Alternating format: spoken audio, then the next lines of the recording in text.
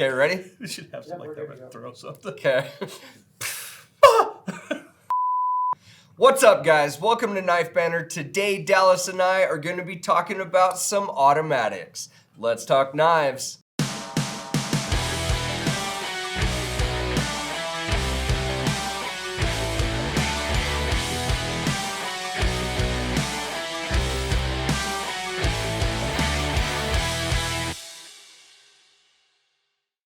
Guys, welcome to Knife Banter. Dallas and I, we're talking automatics today. Dallas, how you doing? I'm doing wonderful, Kurt. Super excited about these on the table. Okay, so tell the people how we kind of stumbled up on this. So what we did, Kurt and I went out into the warehouse, and we decided we were going to pick 6 random autos that we have in the warehouse on the shelves, and not necessarily favorites, but they're pretty cool. No, they're cool for sure. So we thought we'd just talk about some autos today. Heck yeah, I love it. Let's do it. I've got the first one. All right, guys. First auto on the table is the Medford knife and tool Praetorian Swift. Now, everybody knows the Praetorian. The Praetorian Swift is that smaller, slim, smaller. Basically, the Praetorian is a big old boy. Yeah. It's a big old boy compared to this guy. And this one's really cool. It's just got that cool look. It's super aggressive. Mm-hmm. It's a Medford, so, you know, I mean, there's a lot that goes into even just saying that it's a Medford. Yep. It does have a lock, locks in the open position and in the closed position. A pocket clip that is, from what I've heard, can be kind of a not fun thing. Now, this is actually Dallas's knife. Dallas, tell us what you think about this knife. So, real quick on the pocket clip, within 2 hours maybe of having that knife, I went through what was I doing? Getting out of my desk or walked through the door or something. I can't remember what I did. And it snagged on the door jamb and went, wow, and bent it out like on a 45. So I had to pop the clip off and bend her back. And it went just fine. But you know what? I like it. It fits. You wouldn't think that it fits in the hand, but it really fits in your hand. Yeah. The pocket clip is a little bit intrusive because of how big it is, but that's not necessarily a downfall for a guy like me with a little bigger hands and that wants to put their knife through some work and look a little aggressive. I think this is the knife for you. I love that knife. I really Super cool knife. Comes in a bunch of different colors and flavors. $535 on the website. It's right there at a 3.25 inch blade. Guys, titanium construction, really great automatic. This is not the automatic that's gonna bust your hand off. It's I don't want to call it a slow spring, but it's a softer spring for sure. But yeah, nice opening.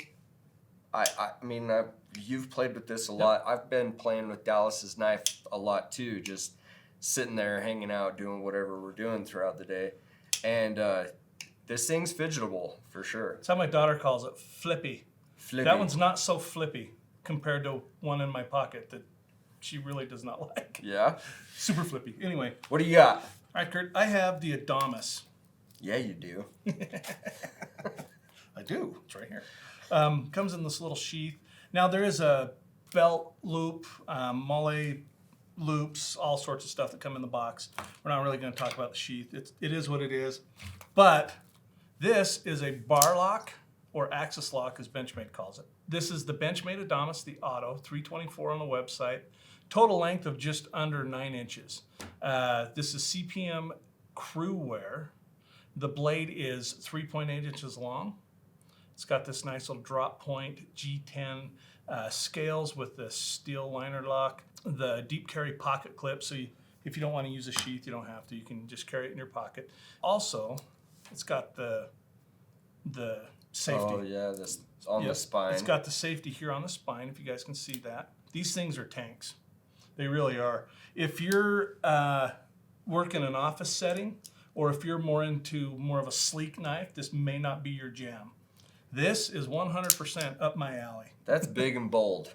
It's big and bold, but it's purpose built. This thing's built to do some work. My son-in-law, he's on the CERT team for his department, and he, that's what they carry. They carry the fixed blade Adamas. A couple of them have the the folder manuals. Yeah, one I think has the auto as well. Would you deploy with that knife? Hell yeah, all day. This thing's built for work, man. This thing here is built. This is built to handle business. There's no two ways about it. I think it might be the toughest automatic on the table. If these knives were to fight On the table. on the table. Because there might be one or two other automatics out in the world, but I'll tell you right now. But I mean like big, bulky, and This thing aggressive. Adamas is built. Again, it's purpose built. I'm not a serrated guy, but if I was possibly deployed in some really hot place, or if I was, law enforcement working the streets or on a special unit or something like that, the serrated knife, the serrated edge could come in handy. I have cut a seatbelt once with a pocket knife with a leak. Oh, Took a minute, but that 14C28N right through that. Of course, I always keep my stuff sharp. But anyway, that's the Auto Adamas. Love it. That's a cool knife. It's a great knife. Okay, guys, up next, I have got the Gerber Propel. Now, this is the Gerber Propel Downrange. It's got this really texturized G10. Almost too aggressive, but not quite. Definitely, you could wear gloves with this knife, and everything would be totally cool. It's got this Tonto blade with the half serrated blade. Now, for this kind of a little more tactical use of Kind of Adamas-y. kind of Adamas-y, right? You've got the serrations if you're cutting cordage or seatbelts or rope or whatever, but you also get that big protrusive, like that thing sticks out. The button, that sticks out. So if you have gloves on, you're smashing that button still. Well, if you're at the range and you're wearing range gloves, you want a button that sticks out just a little bit so you can get to it, depending on your style. Again, this is all on your style. This knife here, somebody that would carry the Adamas would probably carry something like the Gerber as well. Yeah, super fun to photograph, actually. It's one of my favorites to photograph because I get to use a lot of tactical gear, like cool stuff like guns and stuff. So, yeah, it's anyway, sidetrack. Guys, it's $105 on the website. It does have a 3.5-inch blade with the G10 here. It's 420 HC steel, just a regular pocket clip, but super grippy, and it is snappy with that. I mean, it's got the lock, open and closed lock, but snappy. Can't miss that button. I like it. Pretty good knife. Heck yeah. All right, next up I have the Hogue, or a Hogue, I shouldn't say the Hogue. Not that there's only one Hogue out there. Anyway, I digress. The Hogue EX A01. So, real quick, $230 on the website, overall length of 8 inches, 3.5-inch blade, 154 cm.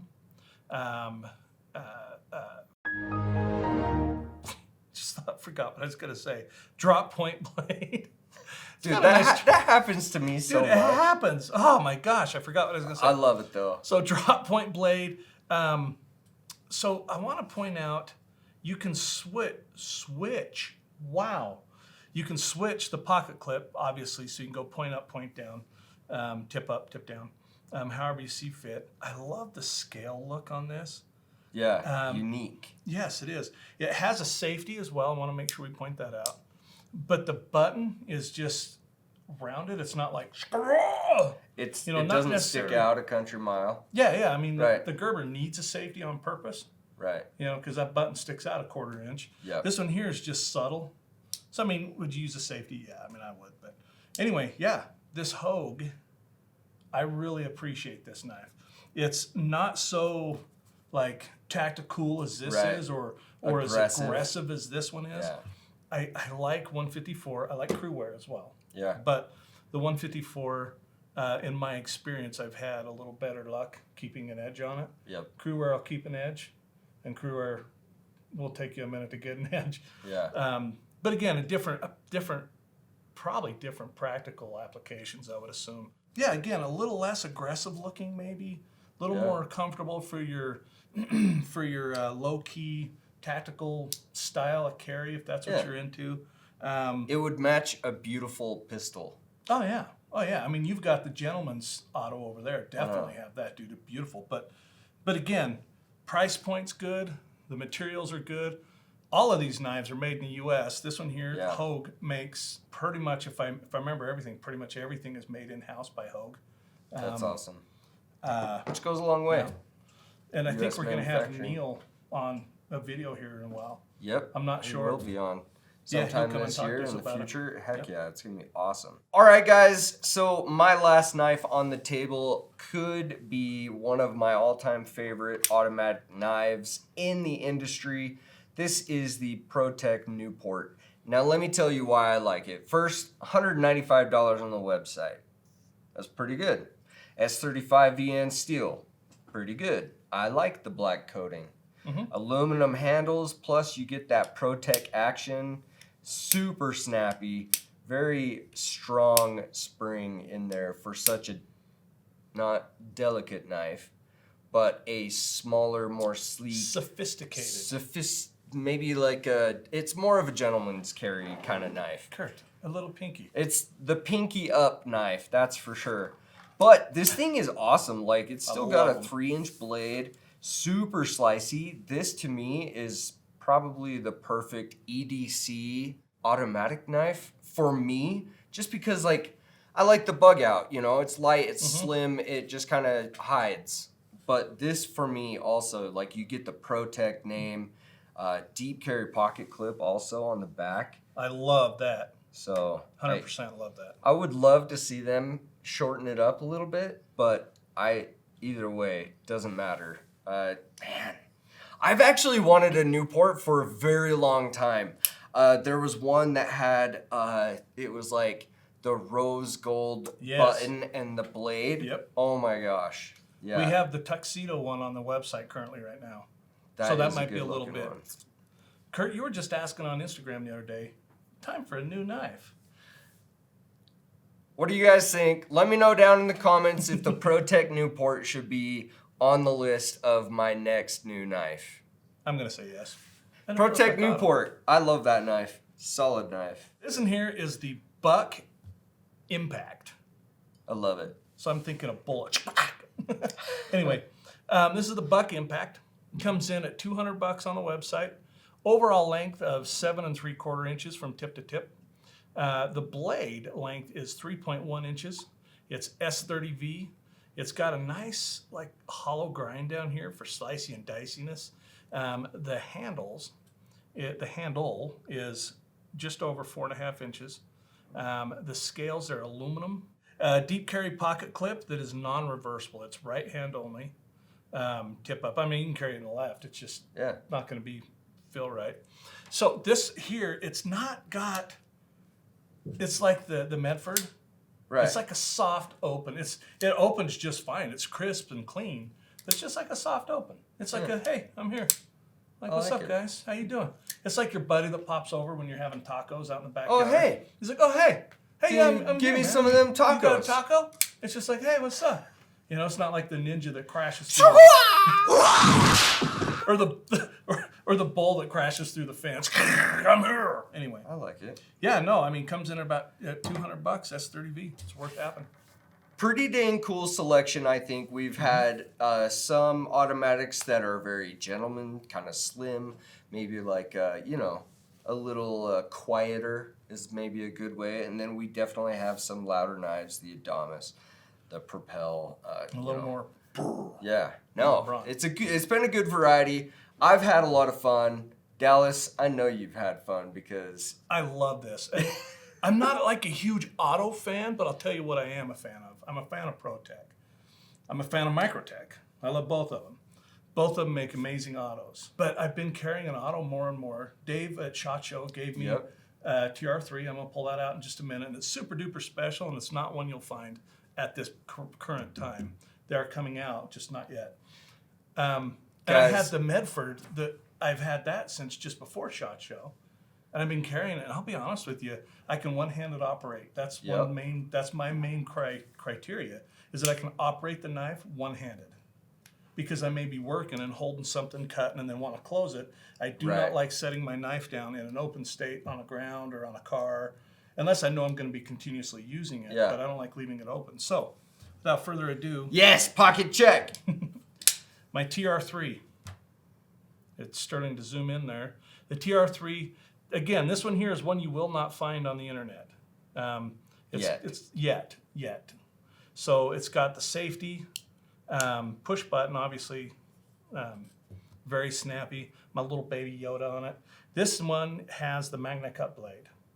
So again, they have not hit the website yet. They'll hit eventually, but I got the Magna Cut on this one. The huge pocket clip. Only negative to this is the huge pocket clip. Not a deal breaker. Yeah. It's not intrusive though.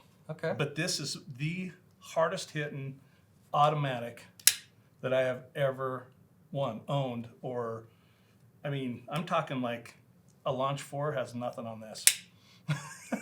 And this is like twice the blade that the Launch 4 is. It would be interesting to do like a Mythbusters on which knife opens the hardest. I wonder if we like did spring rate. speed. I wonder if we could rate the speed or the energy when we flip it. Maybe like some, We'll have to think on that. I don't know. We'll think If on you guys that. have any ideas, let us know down in the comments. Yeah, we'll do it. My pocket check is this guy. Guys, The secret. I had to pick one of these up. It's just so beautiful.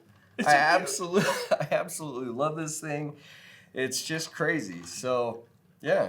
Desert Warrior XXL. All right, guys. That's all we have for you today on the show. Thanks for watching, and we will catch you on the next one.